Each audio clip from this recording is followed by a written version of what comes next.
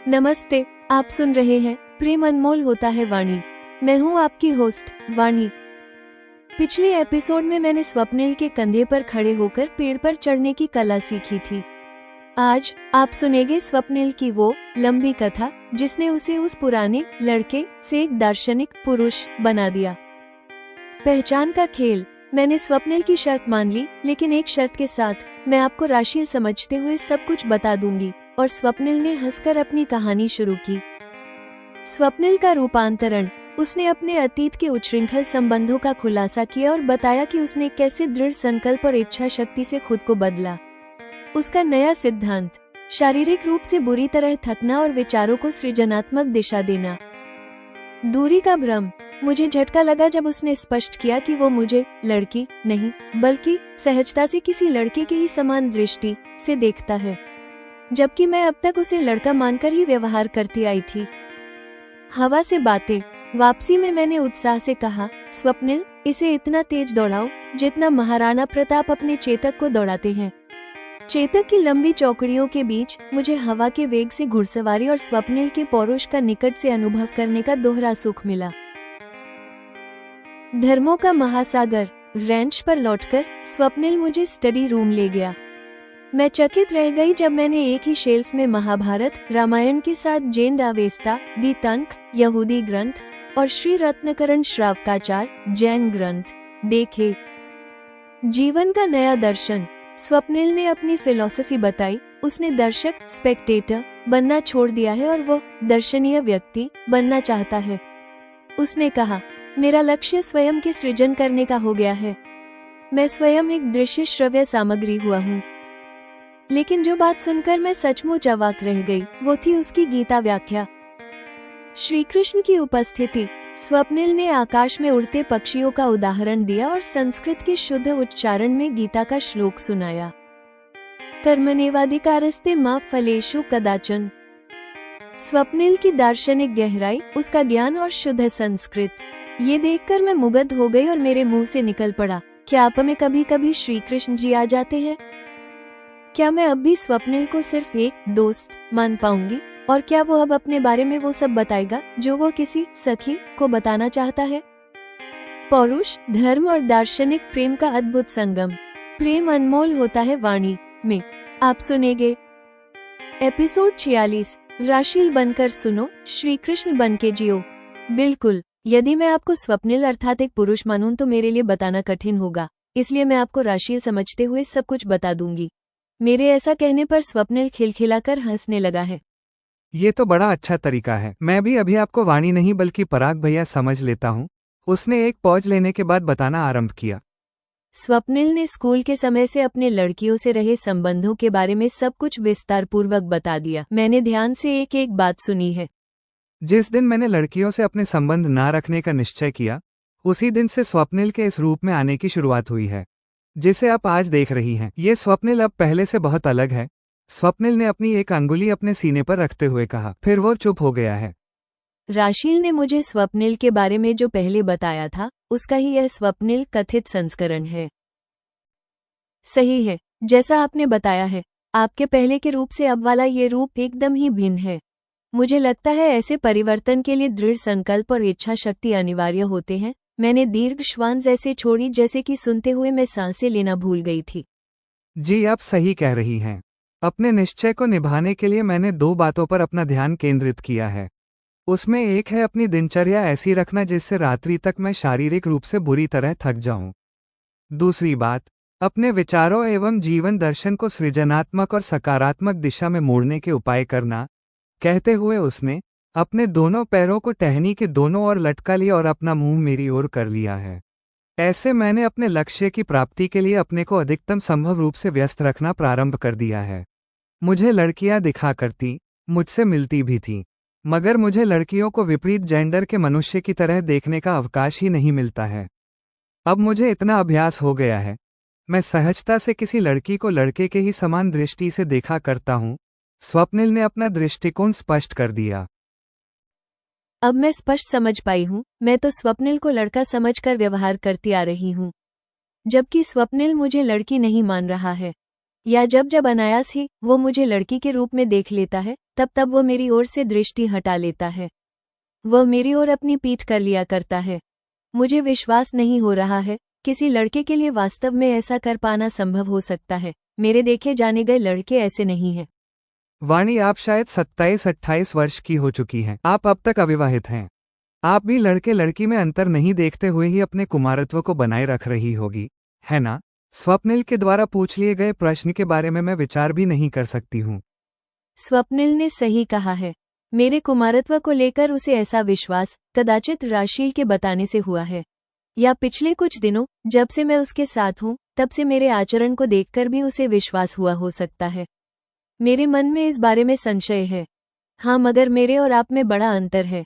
मैं कभी इन चक्करों में पड़ी ही नहीं हूँ, जबकि आप इसमें पड़ चुके हैं। मेरे लिए तो ऐसा बना रहना एक एफर्टलेस काम है। मैंने हम दोनों में अंतर स्पष्ट किया है। इसके आगे की बात सहज ही समझी जा सकती है। मैंने कहने की आवश्यकता नहीं समझी है। हाँ, आप सही कहती हो। मुझे अपने व्यक्तित्व में ऐसा परिवर्तन, जो कठिन माना जाता है, करने की आवश्यकता थी। मैंने उस कठिन काम को कैसे किया है, वो भी मैं आपको बताने वाला हूँ। पर मुझे लगता है अभी हमें रैंच वापस चलना चाहिए ताकि चेतक की देखभाल की दिनचर्या यथावत चल सके। स्वप्निल आगे का वार्तालाप स्थगित कर रहा है।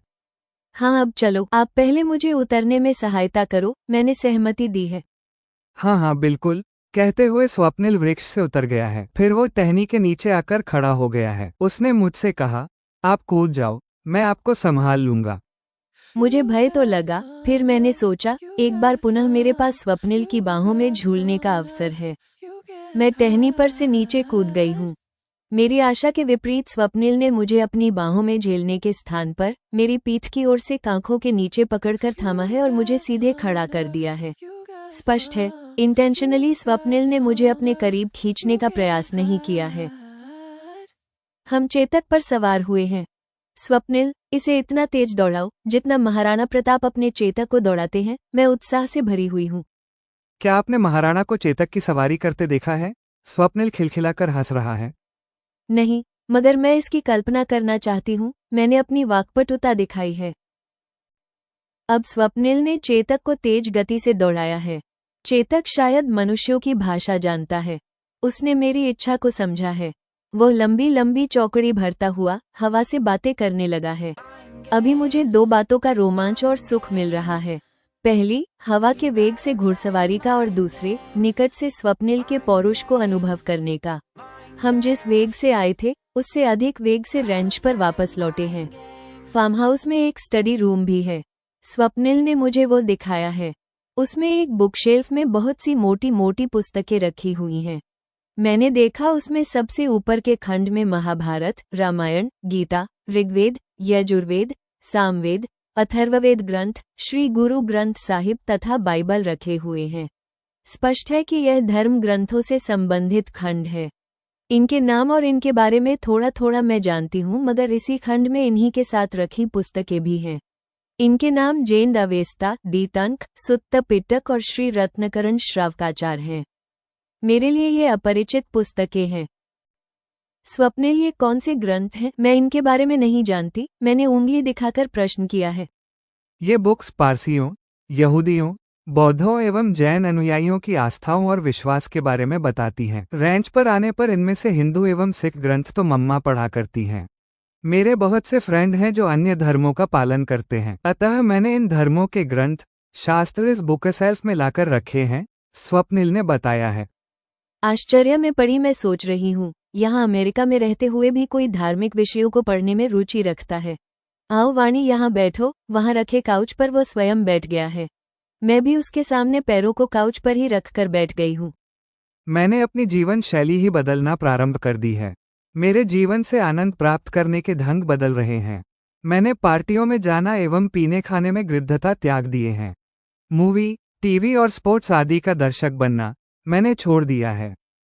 इसका अर्थ यह नहीं है कि स्पोर्ट्स में मेरी रुचि नहीं रही है। अब मैं स्वयं खेलने लगा हूँ। मैं एक दर्शक नहीं रहा हूँ। मैं दर्शनीय व्यक्ति बनकर दर्शकों की रुचि का विषय हो जाना चाहता हूँ। वह बताता जा रहा है। मुझे एक मनुष्य के द्वारा अपने में ऐसा परिवर्तन ला लेना कठिन लग रहा है। मैं म्यूजिक, सॉन्ग्स और विभिन्न तरह के पॉडकास्ट का श्रोता नहीं रह गया हूँ। मैं स्वयं गाना, बजाना और अपनी प्रस्तुति देने लगा हूँ। भले ही मेरी प्रस्तुतियों के श्रोता कम होते मगर मुझे अंतर नहीं पड़ता है। मेरा लक्ष्य स्वयं के सृजन करने का हो गया है। मैं दर्शक श्रोता नहीं रह जाकर स्वयं एक दृश्य श्रव्य सामग्री हुआ हूँ। स्वप्निल खिड़की के बाहर शून्य में निहार रहा है। अर्थात आपने आनंद प्राप्ति का सरल विकल्प छोड़ा और कठिन विकल्पों को चुन लिया है। अपने जीवन में इनके माध्यम से आनंद प्राप्त करने की कला विकसित की है। मैं स्वप्निल के दृष्टिकोण से प्रभावित हुई अनुभव कर रही हूँ। स्वप्निल काउच से उठकर खिड़की के पास जाकर खड़ा हो गया है। पीछे पीछे मैं भी खिड़की पर पहुंच गई हूँ। स्वप्निल आकाश की ओर देख रहा है। वाणी, उन आकाश में उड़ रहे पक्षियों को देखो। सोचो क्या मिलता है उन्हें आकाश में उड़ते हुए।